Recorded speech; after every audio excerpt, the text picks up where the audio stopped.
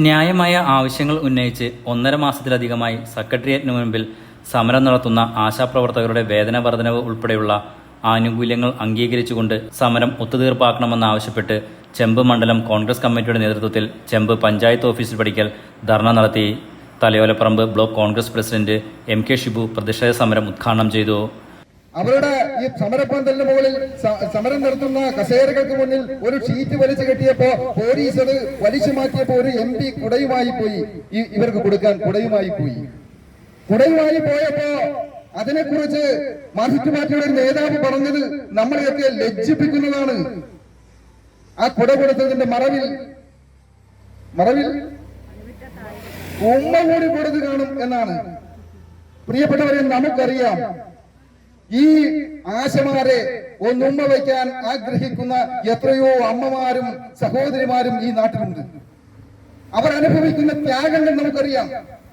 ഒരു വീട്ടിൽ ഒരു ഗർഭിണി ഉണ്ടായാൽ അവരുടെ ആരോഗ്യ പ്രശ്നം മുതൽ അവരുടെ വൈറ്റമിനെ കുറിച്ച്, അവരുടെ തൂക്കത്തെ കുറിച്ച്, ഇതിനെക്കുറിച്ചൊക്കെ ആശങ്കാകുലരായി അവർക്ക് ആവശ്യമായ മരുന്നുകൾ എത്തിക്കുന്ന, അവർ പ്രസവിച്ചു കഴിഞ്ഞാൽ ആ കുട്ടിയുടെ തൂക്കം നോക്കാനും അവർക്ക് ആവശ്യമായ വൈറ്റമിൻസ് എത്തിക്കാനും പോഷകാഹാരങ്ങൾ എത്തിക്കാനും ഒക്കെ പണിയെടുക്കുന്ന ഈ ആശാ വർക്കർമാർ ഈ നമ്മുടെ വീട്ടിലൊരു കുഞ്ഞുണ്ടാകുമ്പോൾ ആ കുഞ്ഞിന് കൊടുക്കുന്ന മുത്തത്തോടൊപ്പം അവർക്ക് വേണ്ടി കഷ്ടപ്പെടുന്ന ഈ ആശമാർക്കും ഒരു മുത്തം കൊടുക്കാൻ ആ അമ്മമാർ ആഗ്രഹിച്ചു പോയാൽ എന്താണ് തെറ്റ്?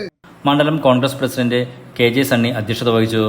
നേതാക്കളായ PK Dineshan, advocate PV Surendran, S Jayaprakash, TP Aravindakshan, TK Vasudevan, S Shyamkumar, Rasheed Mangadan, TV Surendran, TS Saleem, ഗ്രാമപഞ്ചായത്ത് പ്രതിപക്ഷ അംഗങ്ങൾ തുടങ്ങിയവർ പ്രസംഗിച്ചു.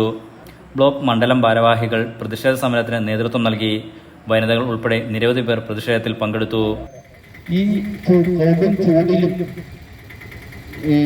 മഴയും വെയിലും ചൂടുമേറ്റ് ഇന്ന് ഗവൺമെന്റ് വരെ പറയുന്നു 11 മണി കഴിഞ്ഞാൽ സൂര്യതാപം ചൂട് ഉള്ളത് തൊഴിലാളികൾക്ക് പോലും അവധി കൊടുത്തിരിക്കുന്ന സമയം 11 മണി മുതൽ 3 മണി വരെയുള്ള